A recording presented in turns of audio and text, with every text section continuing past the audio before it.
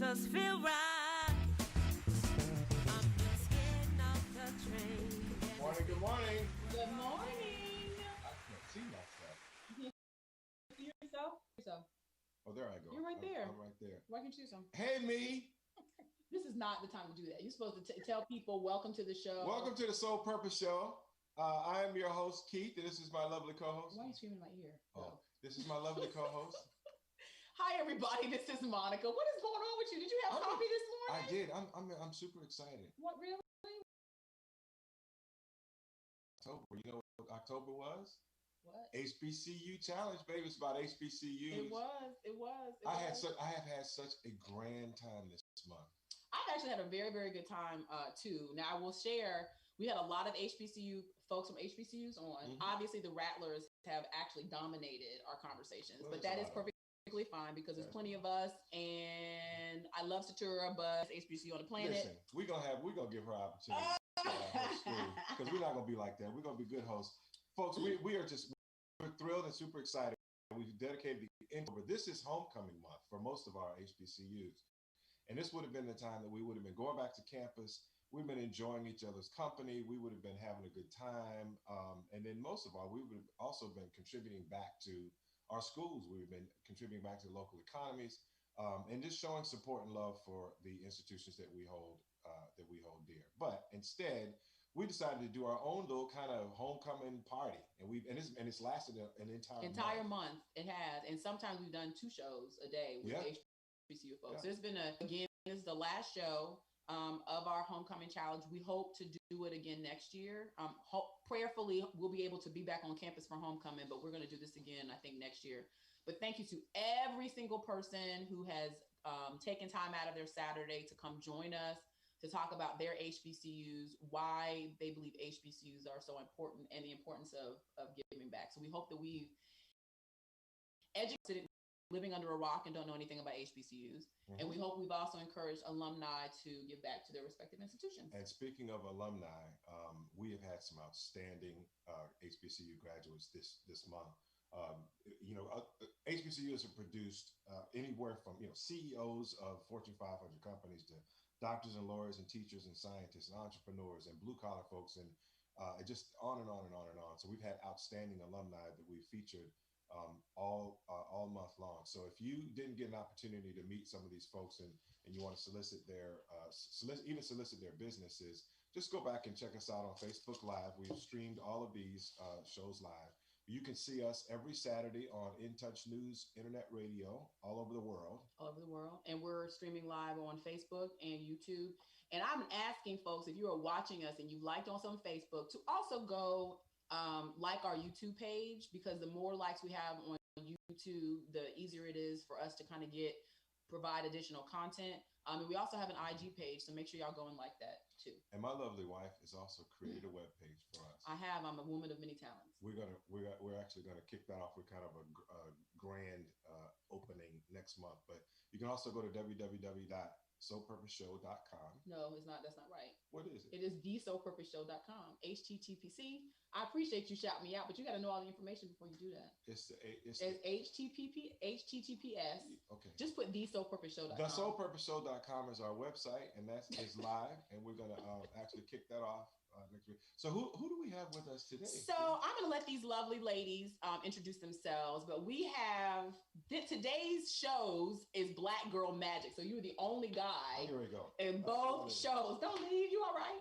So we have Black Girl Magic in the morning. We got Black Girl Magic at 12:30. And so we have Satura, your audio off mute, and I want you all to introduce yourselves because they can do better themselves.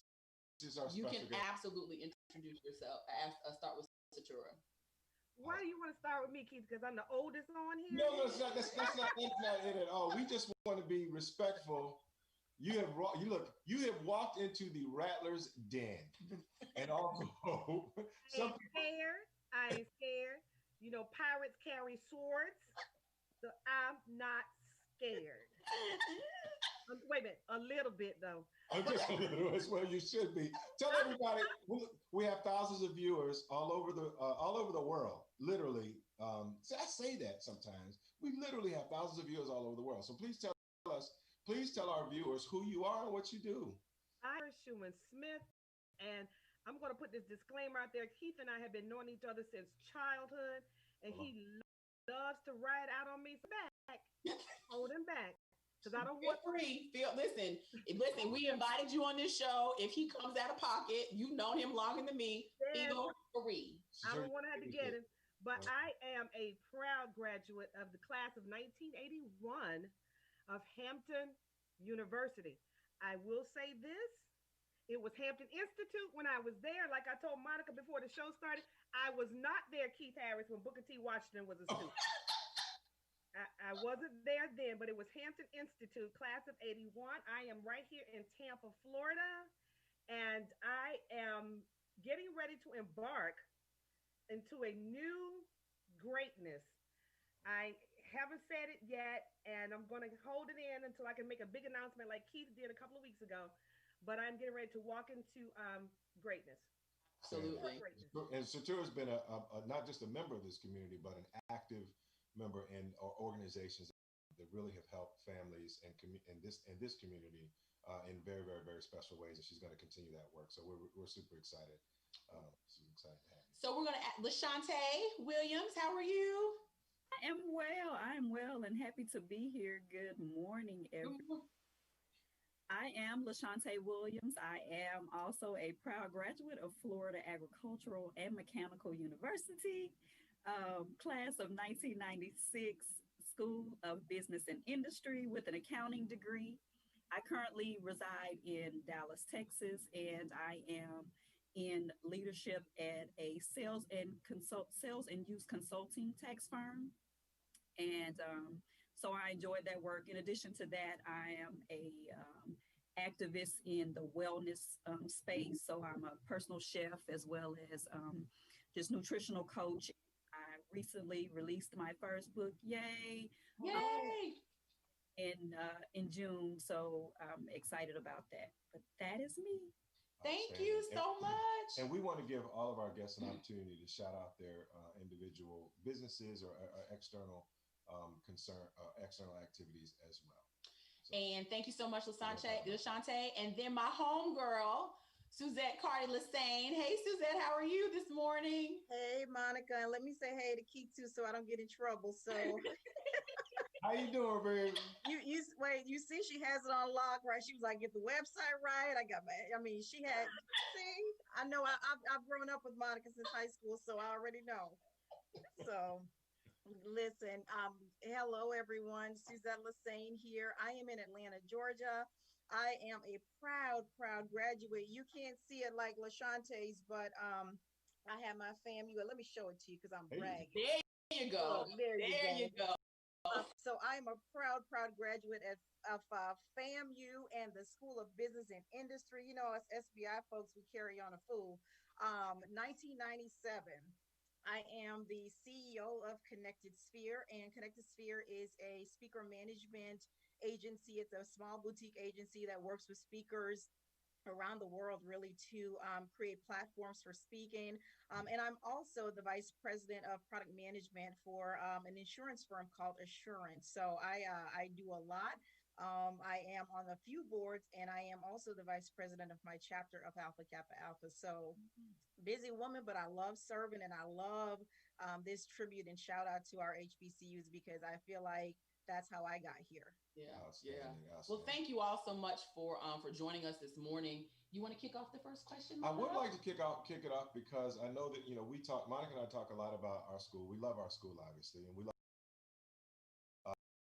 And Satura, we would love to hear because people are gonna hear a lot about FAMU. They always hear a lot about FAMU, but I would love to hear from you as someone who grew up in the same community. And for those of you who are in other places of the country in Florida, most Black professional folks, half the family went to FAMU, the other half of the family went to Bethune-Cookman, at that time Bethune-Cookman College. But you made your way all the way to Hampton. So tell us a little bit about that journey and how did you manage to escape the state line to go to college?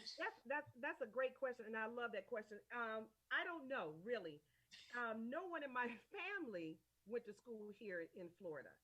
Okay. And I wanted wanted to get away, not necessarily get away from Florida, but I wanted to meet new people. I wanted to see different people.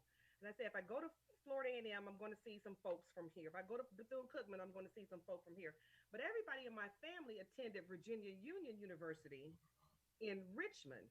And I remember my sister and I are 4 years apart. So I was still in school, high school, and she was away in college. And I loved going up there to visit. And that's all I ever heard my family talk about was Virginia Union.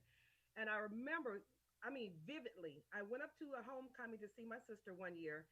And I was young. I was like maybe still back then when they called it junior high school, probably in ninth grade or whatever. Mhm. And I was on the plane coming back home, and I was sitting next to Paula Shehai Snow. Oh, yeah. Mhm. Mhm. And Paula was telling me she had just come back from Hampton's homecoming. Mm. She was talking about Hampton and my dear friends from way back when, the Hammond family, Uh-huh. Gary, Kevin, Lisa Hammond, they had all talked about Hampton Institute. And when I came home, I don't know what happened on that flight, but when I came home, I was determined. Went to school that Monday, and I spoke to my guidance counselor, Miss Alice Moraine, and I said, can you give me some information about Hampton? I had applied to Howard. I had applied to American University. I had applied to Spelman. I had applied to all these different schools, got accepted. And when I got the information about Hampton, all I saw was pictures. All I saw was pictures in a brochure. And I told my parents, I'm going to apply to Hampton. I applied to Hampton and I got in, had never stepped foot on that campus until my first day there. Oh, Wow. Yep. Had never stepped foot on until my first day there. And I was like, this is where I want to be. This is where I'm going.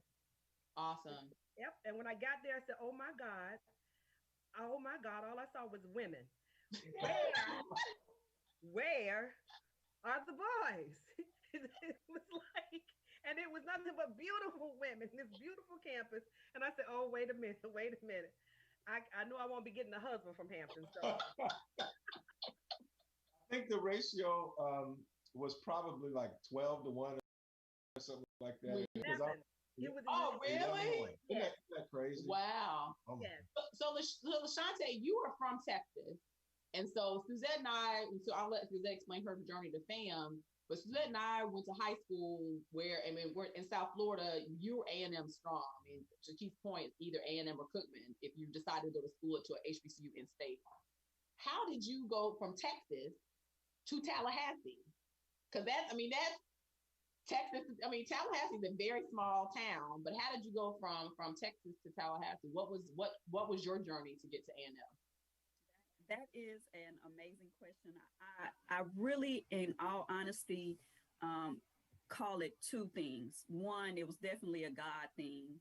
Mm-hmm. And then two, it was my godfather. So I'm originally from Waco, Texas. And I pretty much was adopted into a family of a Rattler. Mm. My godfather graduated from FAMU. And I grew up on the campus of Paul Quinn College, another HBCU. And he wasn't really, he really wasn't like in your face, Rattler, but I think he just, he dripped information. And then, of course, growing up in the 90s, you had shows like A Different World. You could see different things. And then SBI was always in some magazine, whether it be Ebony or Jet. And so originally, my original thought, I tell people, don't get too upset when your children say, like in the 9th grade, they don't want to go to your school, because they'll change their mind by that time. So 9th grade, I said, I'm going to University of North Texas, which is in Dallas. And then by the 10th grade, I said Howard. But by the 11th grade, I was like, no, I had honed in on the fact that I wanted to do accounting. And I had seen all this information about FAMU. So I applied to FAMU. And then for my senior spring break trip, I took a trip with him to see one of my god sisters graduate from FAMU. And that was my first time coming. So I had already applied. I knew I was coming, but I just, visited that spring break. So that was pretty much it. And I mean, honestly, as you can imagine, like you said, coming from Texas and, just back then, no computers, none of that stuff. Yeah.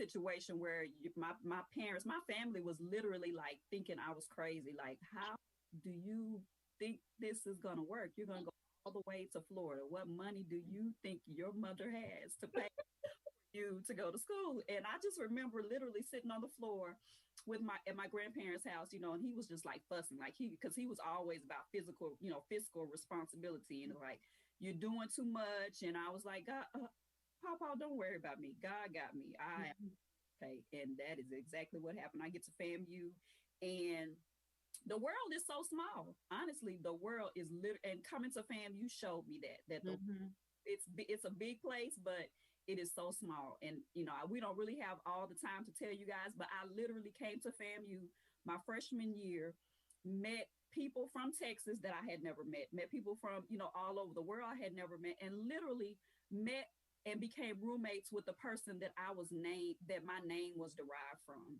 So just to give you guys some, you know, info, my father heard the name from my aunt, who was good friends with this lady's aunt.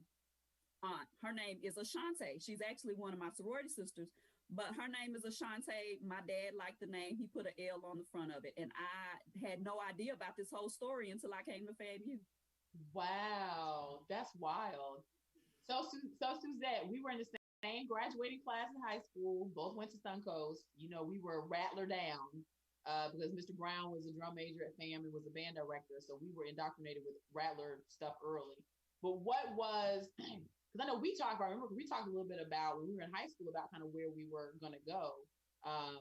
What was it that caused you to go to A&M? Yeah, you know, it's interesting for me. I was born in the islands, so I'm from Jamaica. And so we migrated to this country, you know, my parents were really clear. We needed to get an education. They weren't tied to any alma mater.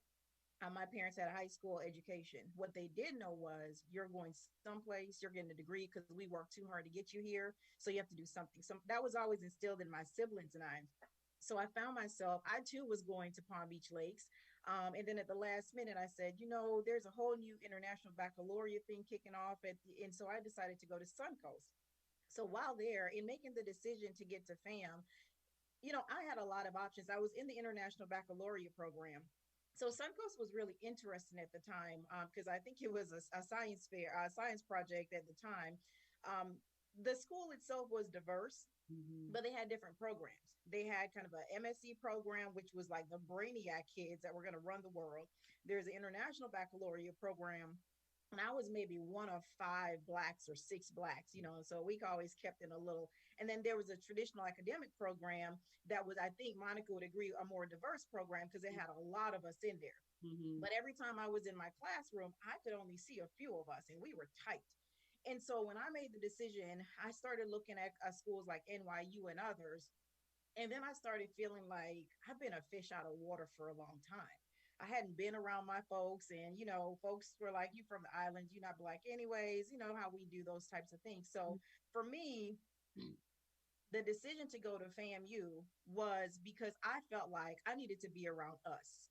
I needed to navigate the world through our lens for a minute because I knew there was going to be a time that I was going to move back into the world and have to be back in that. And I wanted to kind of go back to that. And quite honestly, there was a lot of things that I missed out on growing up in islands and moving to Florida, like the Black experience. And so for me, FAMU represented something that I needed to come back to.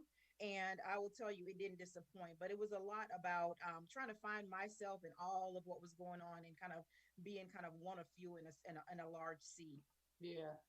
So one of the things that I'm glad we have Shatura on because you know, we do hear a lot about FAMU, but we also know, and I think Suzette made some mention of kind of the international flavor of an educational experience, and I know from time at Howard, never been on Hampton's campus, but I know that you bring students in from literally from all over the world. How did your experience meeting the individuals that you met at Hampton, like how did that kind of shape your future perspective? That was, and I'm listening to the other ladies and talking about the experience of being a fish out of water. But I think at Hampton or any HBCU, it is such a cultural experience within our own culture. Because I remember I had a roommate who was from Las Vegas, and I had friends who were from Iowa. And then we had a lot of people from Ethiopia, from Nigeria. just from all over the world. A lot of East Coast folks, DC, Maryland, Virginia, North Carolina, but a lot of folks from the West Coast. So for me, that was a huge cultural experience because everybody you could start to see who was from Miami. You could start to see who was from the West Coast. You definitely could see who was from DC. Mhm. And so, everybody brought their own flavor. So I love that because when somebody says, "Oh, I'm from Iowa," the first thing we say, "Well, how many black folks are in Iowa?" Well, you from where? Wichita. You know, how you and who else? Your family?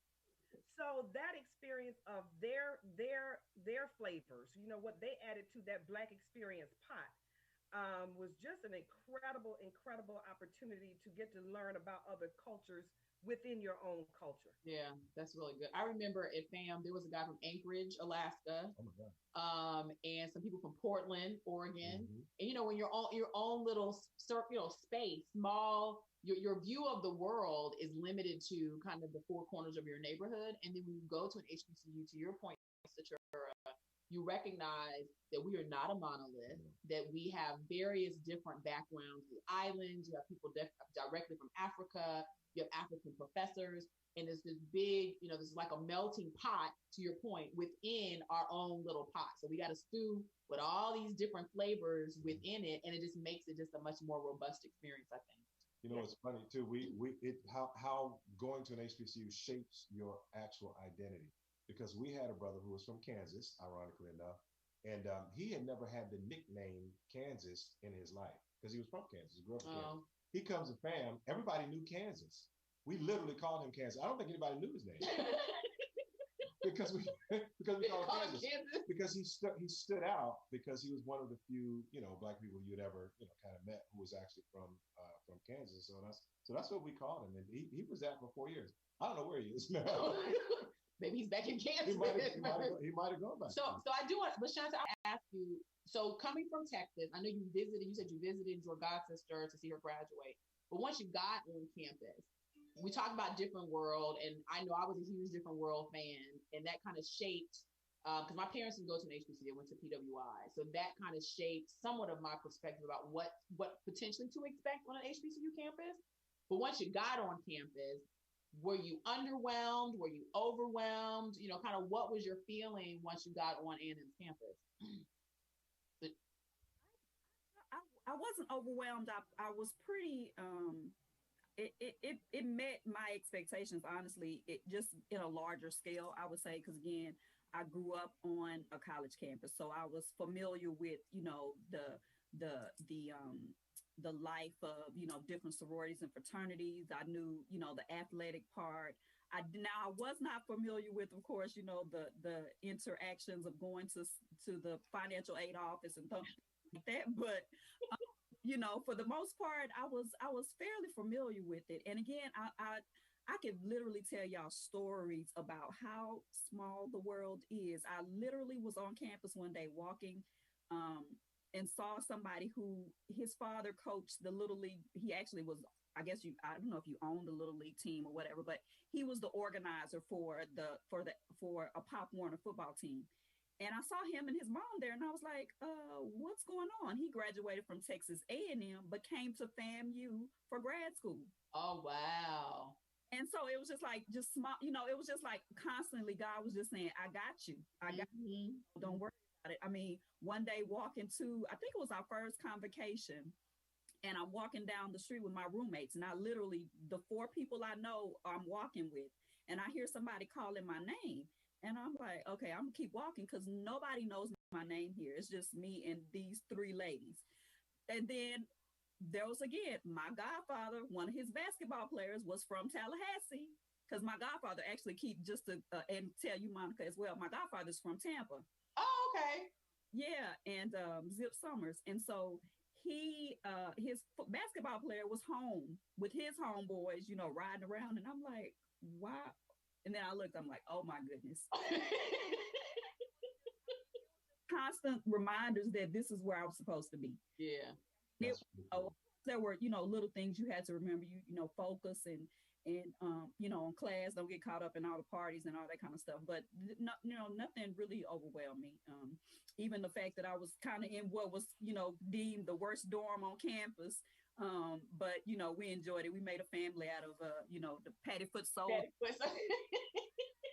Suzette, what was your experience when you got on A&M's campus? No, it was interesting. I didn't know what to expect. Other than, when you were talking, Monica, in high school, you start talking to friends about, college life, but I didn't grow up with that. Because again, I was first generation college student because we immigrated here. And for me, it was interesting. We got into, I think LaShante, maybe one of the better dorms. Monica was up there with me and McGuinn. So I think we were third floor. Is that right, Monica? Third floor McGuinn. So, we had it going on. But, I was excited. I was excited about college life. It was not something, I didn't know what to expect. I just knew I was going to be around us. Yeah. And I was going to feel for the first time like a freeness that I never had, but it didn't disappoint me. Now I think, the first couple of weeks, I probably lost my mind just a little bit. But I have Jamaican parents, and so they don't play. So I knew I couldn't go too far in losing my mind, but, I may have partied quite a bit, hung out quite a bit, got it all in. And then I had to pull myself back because I knew I needed to have those grades for my parents' benefit and my benefit. But it was all that I expected. What I didn't expect was how many friends I would make in such a short time with such diverse backgrounds. I was like the first one in my family to pledge a Greek organization. Shout out to Alpha Kappa Alpha, my prophyte, LaShante. But all of that experience, Greek life was not something that I knew about growing up in West Palm and coming from the island. So all of that came to me. And I remember just finding like these amazing friends, Angel Mitchell, Lucretia Smith, Curleen Doctor, all of these friends. And then of course, Monica, West Palm, we came with the pack. Yeah. Right. So it was Jairus and Leontine and me and you and all the West Palm folks that came. So that kind of helped me to navigate because I wasn't completely a fish out of water because I had a bunch of friends that were there from high school. But y'all, I had a great time. I loved it, especially freshman year while I was on campus. Yeah. Thank you for blessing me. I will say though that I wasn't a fish out of water. I had family that went to A&M, so I kind of knew what to expect. But for me, the hesitation for me going to A&M was because so many people from West Palm were going to A&M, and I didn't want it to be Suncoast Suncoast Volume 2. But the beauty, as we just talked about, is even though there was a lot of us from Suncoast, a lot of folks in West Palm Beach that were on the Hill, my friends, like my tight friends, even now, are from Atlanta, from Wisconsin. Nobody is from the crib. I still have my homegirls from home, but you're able, to your point, Suzette, to be able to kind of stretch your tentacles out and touch people from different parts of the country, and it just makes it a whole. Sure, we talked before we came on. I'm not sure if we're going to a break yet, but so if I cut you off, it's because we went to a break. Okay. But before we came on, we were talking about the fact that you were on campus in a completely, I don't want to say different generation, but a completely different time than we were. And so what you said when you first got on campus, a bunch of women, but since you've been in comparing, when you go back for homecoming and your experience when you got on Hampton's campus, how much has Hampton, I know it went from Institute University, but how much has Hampton grown? A lot. A lot. I mean, when I got to Hampton, it was still a big campus, but a small family. I'll say a small community. And then, going back to homecoming, and then you go to where the football games were on campus, and like, oh, wait a minute, it's not wooden bleachers anymore. It's a stadium with jumbotrons. Or what we would do, hang out at the student union, and it was like, oh, this looks like a mall.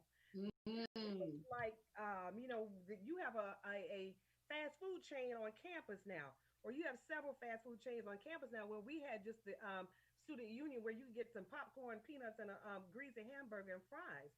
Or you see so many dorms, or now you see majors like aeronautical engineering or aerospace design, or now they have a lacrosse team where we just had the football and basketball and tennis.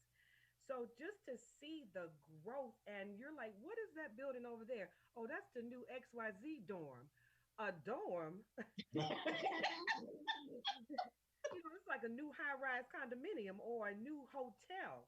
So just to see that, I remember just the infirmary. Having to go to the infirmary for me was like going to someplace off of Mayberry, the Andy Griffin show. This little teeny tiny building, and now you got like a hospital on campus. So that growth is just amazing, and I have to give credit to Dr. William Harvey, who came Gonna into do the what president. makes us feel right. We're gonna go to a break. We'll come back. Off the train. Haven't seen my finish work all day. I just wanna relax my feet.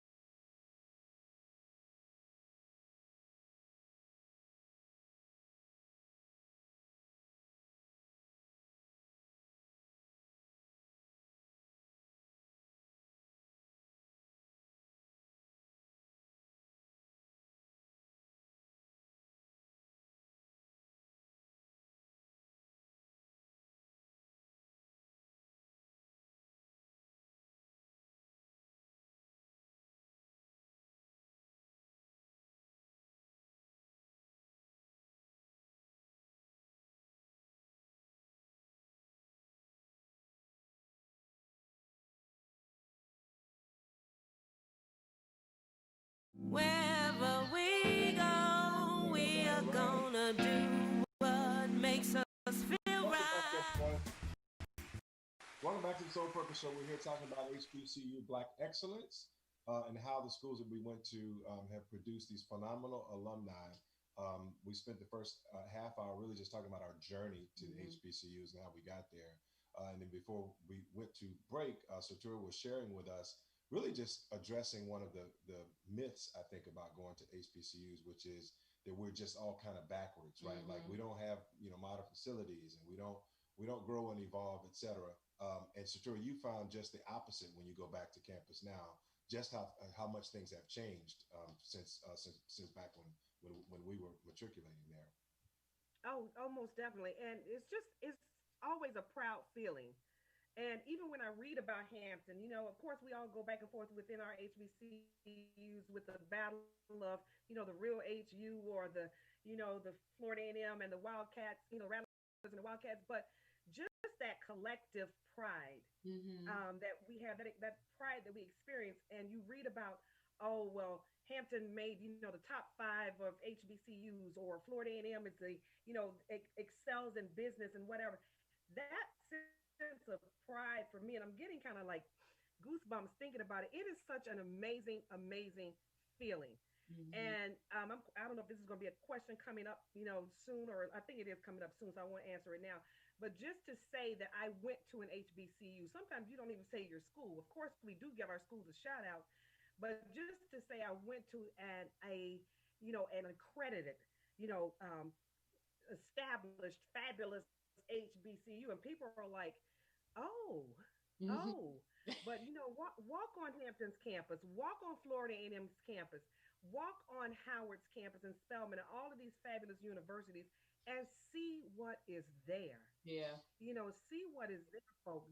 Just don't look at a Beyonce video and think that's all to an HBCU. Yeah. The structure. I will brag on Hampton. We have an incredible museum, that houses Henry O. Tanner's original works.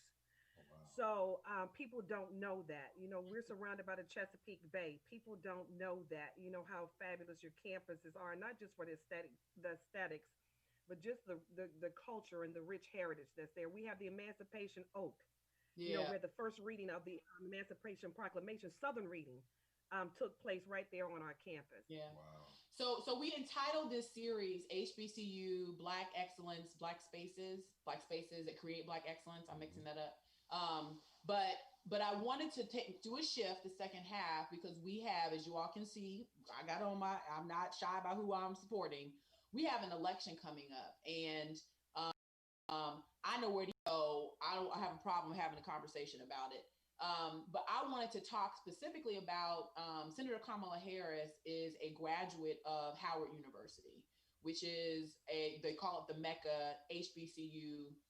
There's been this energy amongst HBCU alum and students because there's an excitement, I think, associated with her candidacy. And so to your point, Satura, I'm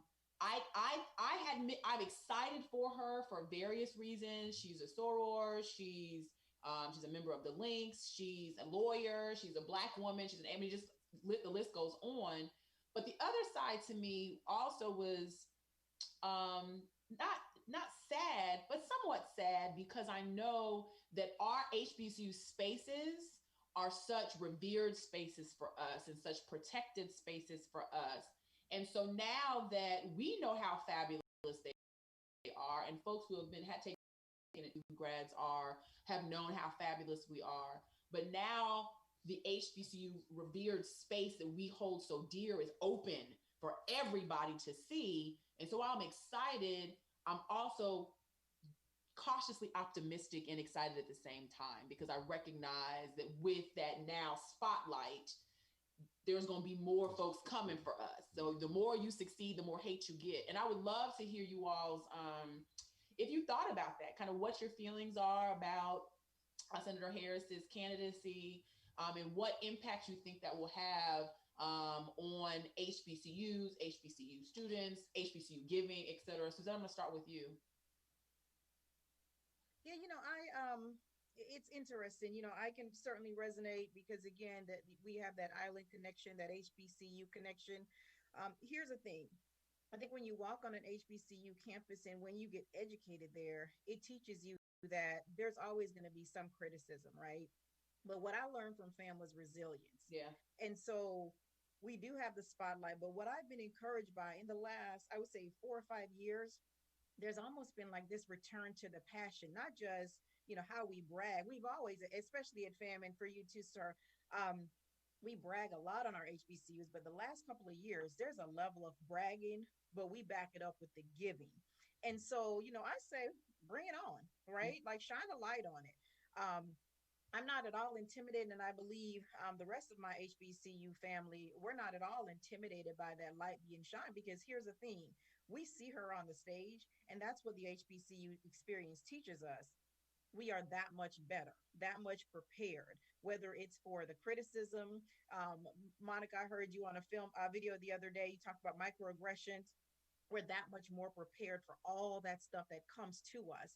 And I'm not knocking my friends that have gone to a predominantly white institute, but I do know that at the HBCU, they prepare you for that stuff in advance. So when it comes, you've heard it 50 times or 1,000 times.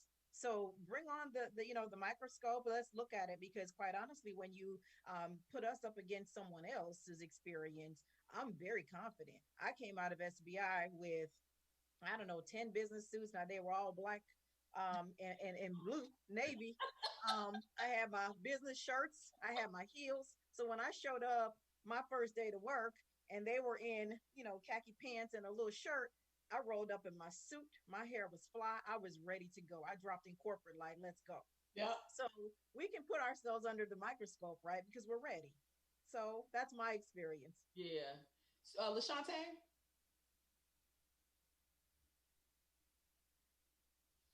Yes, I just echo Zed is saying, we're used to, having to stand out and stand up, when people are looking, you have to show that you're ready. So I think that we'll basically have an opportunity now to really even show even more people, that what we've been saying for all these years is that, we come to an HBCU, we get the education, we go back to our communities and we rise to the top. And it's just, another way for those people who are or have been living under a rock, who thought that, going to an HBCU is a second choice. I mean, many people who have options to go to Ivy League schools who've chosen FAMU over those schools. So it's just another opportunity for us to really, enlighten people. I also think that it's an opportunity for us to get, others, as we've seen, a lot of athletes who were D1, looking at those schools, have committed to HBCUs because of them feeling like this is a place where you will be understood, not just for your athletic ability, but you will be nurtured as a whole person. I mean, if nothing else, we knew that when we got to FAMU, we understood the motto was not just words, it was excellence with caring. We knew Right. that were superstars coming into SBI, and heck, even if you weren't a superstar, you felt like you were, because were around others. You sat with people, you had people who mentored you from just being a freshman to having to introduce yourself to a senior every day.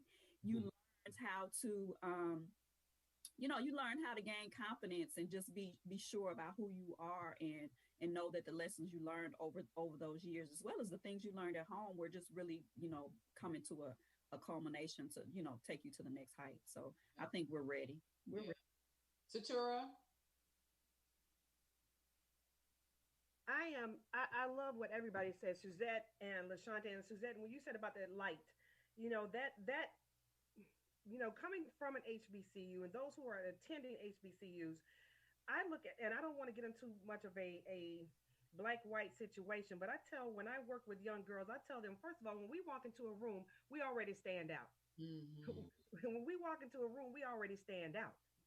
So make that focus, because you're already being looked at. So now that's your opportunity to show up and show out and shine, and just having that pride. And I look at Kamala as the chosen one. As the chosen one. That may not have been what she expected to happen when she attended Harvard University. She may not have this as a child, or coming to this just being where she is. And I hate to say it, that if this is what it takes, or if this is who it takes to shine that light brighter, then so be it. Yeah. Then so be it. If Kamala, being a graduate of a HBCU, is going to bring positive light to the colleges and universities, so be it. It is what it is, and she is who she is. And this is our opportunity now. Like you said, Suzette, let them put the spotlight on, pull out all of the microscopes, do that, because we've always been those fabulous 5-star folk. So if Kamala is the reason that you're now bringing attention to it, then I applaud her. So I am, I'm proud. I plan on wearing my Converses on Tuesday, and I plan on showing up and showing out, because again, like I said, when we walk into a room, we are a standout anyway. Mm-hmm. You cannot excuse or erase or pretend that you're nothing else but who you are when you walk into the room. So when they see this face, then it is what it is. So I have to bring them excellence, and I'm loving hearing all of the conversations when we can use the word excellence. Yeah. Throughout the conversations when we talk about being HBCU graduates, because that's what was instilled in us, is excellence and greatness. Yep. I love Monica, it. Go ahead. I'm sorry. I was just going to say, I just had this conversation with a friend about their experience now at a PWI. It might be different, but she was saying, I get so jealous when I hear you guys talk about your HBCU experience, because she was at a PWI. And I'm not saying this is everybody's experience, but she said she spent 4 years in hell, questioning herself and always being one of many, one in a group of others that didn't look like her, but she always felt out of sort, and she never had the love and someone to pull her in. Like we had our teachers that pulled us in. Dr. Clyde actually, and he's passed on. He's the one that after I pledged, like kept me on the right path, because I was broken with some other things going on in my life, and he was like, you need to show back up tomorrow. And so she never had that. And so, if you didn't have that at the PWI, and you don't get that at home, and you don't get, then that's just like you're missing a lot. So that's why I love our HBCUs, because there's a little bit more than just going to school that happens there. Yeah. And to your point, I went to a PWI for law school. And to your point, Suzette, there was a difference. This is just my biased observation between those students who went to Black students who went to a PWI undergrad and those students who went to an HBCU undergrad. And you could tell. So when someone said, if I asked, where'd you go? Not, this is a generalization. So it's not all. Part, we knew who we were. And so when you're one of seven in a class, I was one of seven out of 100, out of 200 in my incoming class in law school. I wasn't swayed by anything that was going on.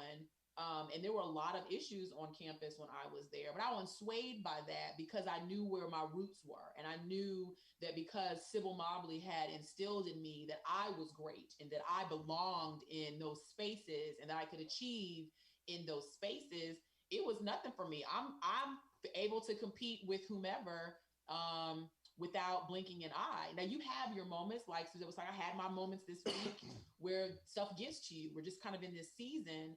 But my roots are grounded in being a Williams. That's who I am, my family. But my roots are also grounded in A&M and the things that I learned on campus. And so I asked the question because I kind of knew I also being transparent and being like, I mean, this is our sacred space. I'm not really interested in y'all coming into our sacred space. I'm just trying to protect the space. But to your point, it's also good that the light is shined on our spaces because we get more money. And speaking of money, I know one of the reasons why we decided to do this month is just to highlight our schools, because we do want to encourage alumni to give back. Yeah. There is something on the inside of us that I think that we develop while we are at those schools, and I want to give all you guys an opportunity to kind of shout out your activism in the community and the things that you do to give back. But LaShante, let me ask you, I'm curious, you mentioned that you're now in that wellness space. And so you're a personal chef, and we know that, food has always been a huge part culturally of who we are and what we are. But when you mention wellness, it sounds like you have developed some sense of perspective, if you will, on how important it is for people of color to take care of themselves. Why don't you share with us a little bit about that? Okay, that's interesting that you put that view of it. Honestly, I will always tell people when I start, if I'm speaking, and tell people growing up, really for the most part, I really didn't care about food. I didn't, I didn't have if I didn't have to eat, and especially if I had to cook it, I didn't have to eat because you get. When you're growing up, you like your mom makes you cook or your grandparents or somebody's making you cook. So I would, always kind of run from that. And then I'm also a visual and I guess textural person. So some certain things just didn't sit well with me. So growing up, I was constantly hiding food, trying to make my family think I had eaten it so that I can get up from the table. But once I was an athlete in high school, and I loved my older brother, and just the stuff that he would do, I would kind of mimic, of course. So in high school, he stopped eating beef, and so I stopped eating beef. He's like, "You'll be a better athlete, you'll be stronger." So then by the time I got to FAMU, it was pork. So my journey has been progressive. But then when right before I got married and was thinking about having a family, I really, really just started looking up about my family and seeing I really love my family. We have a family reunion that's been going on for over 65 years every year. And I would always connect with, people from cross generations, our older family members and everything. And then the next year you come back and one of them might not be there. And you're like, well, he's only 65. What happened? Well, he had a heart attack, or he had a stroke or something. And it just became a passion for me. And then my pastor's wife, our first lady, was really into, nutrition. And it just was something I decided to do after, watching her and seeing her journey.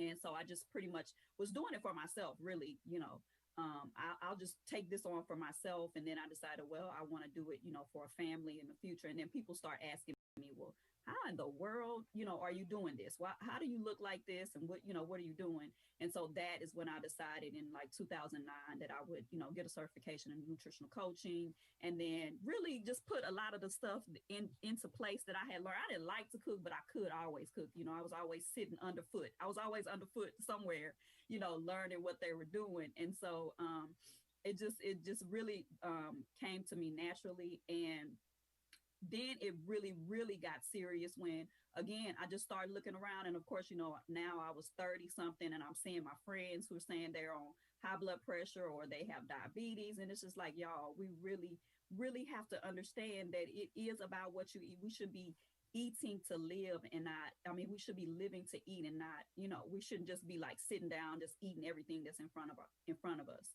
And so that, that's really for the most part how it happened. Then I would reach out to people in the community and speak about it. And that's really, pretty much. And tell us the name of you said you got published, right? Uh-huh. So the name of my book is called Beyond Salads. So I've been a vegetarian for 20 years. And, just one of the most frustrating things always for a vegetarian or anybody who's eating plant-based is if you get invited somewhere and people say, oh, okay, I have salad for you. And I'm like, Lord, y'all, I'd eat more than salad.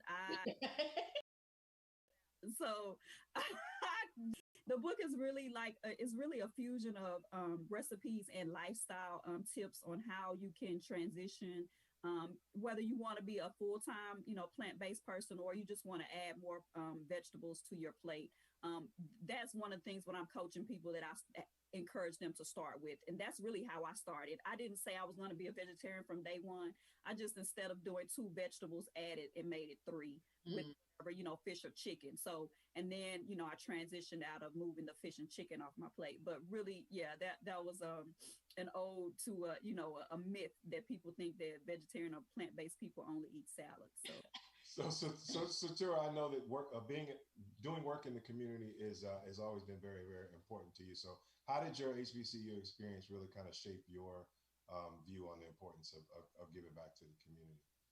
Because we had such nurturing, I can't remember who mentioned, I think it was Suzette, the fact that you could call out one of your professors, or that you were able to name somebody who, an adult on campus, there was always that nurturing environment.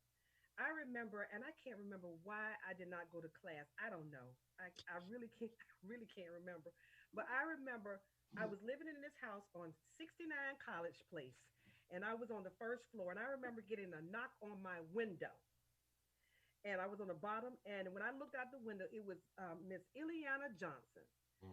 And she was yes, ma'am, she was the head of the early childhood education department. And I was an early childhood major, early childhood special ed major. And she knocked on my window to find out why was I not in class. All right. And it's like, oh my gosh, really? Really? But the fact that we had people,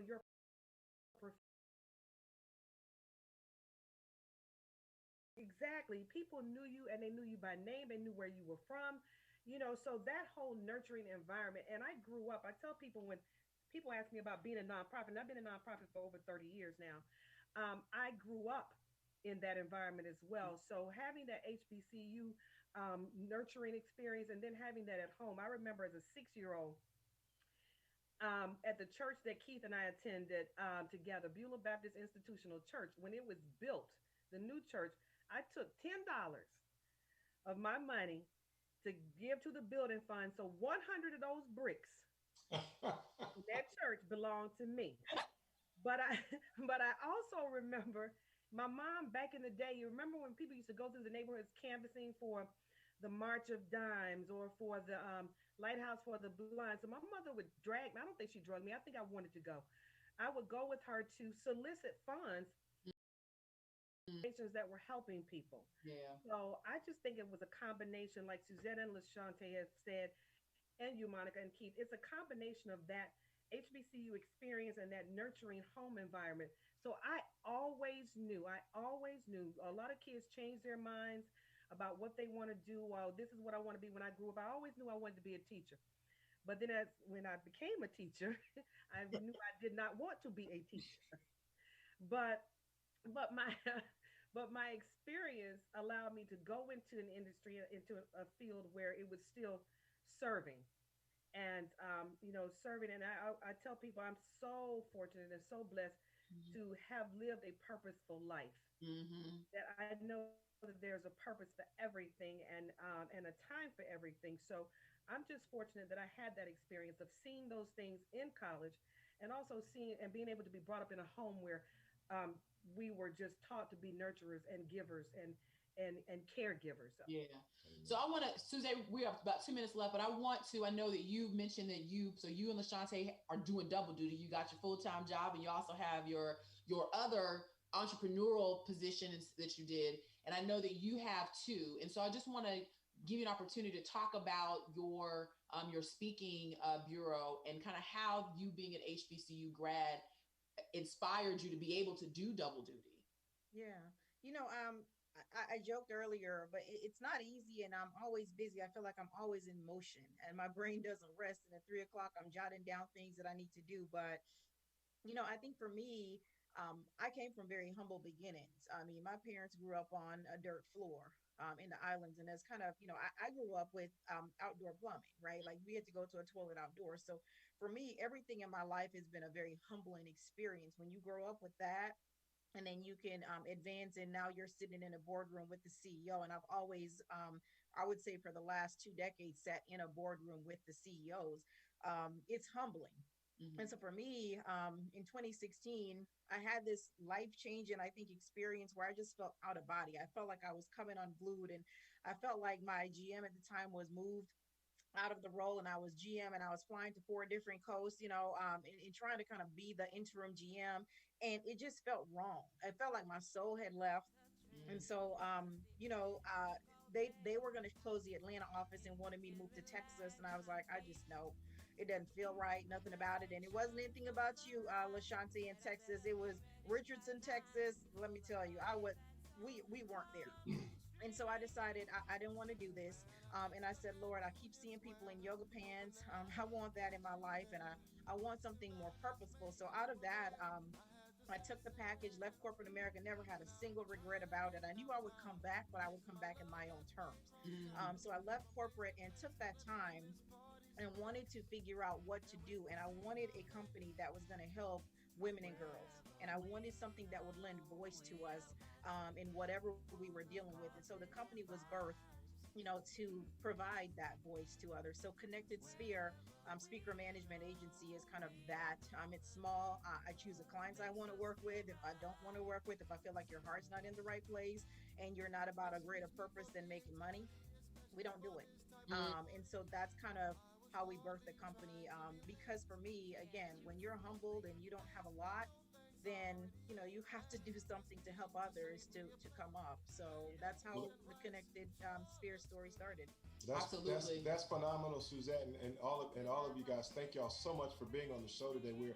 We're out of time. Suzette, please confirm for me though, with all due respect, LaShontae, tell for me. Please tell me you can still. Okay. He's Jamaican. I do know that. Listen, I ain't trying to be no vegetarian. Listen. And you got to put the dumplings in it. The spinners, you got to put it in there. So they don't know. Y'all don't know. Yeah. So listen, thank y'all so much for. Thank you all. Thank you all for joining us. You all tune in at 12:30. Vote. Tomorrow's the last day in Florida, and then vote November 3rd. Y'all be blessed. See y'all later. Bye, guys. Bye-bye. Wherever we go, we about to bring on the positive.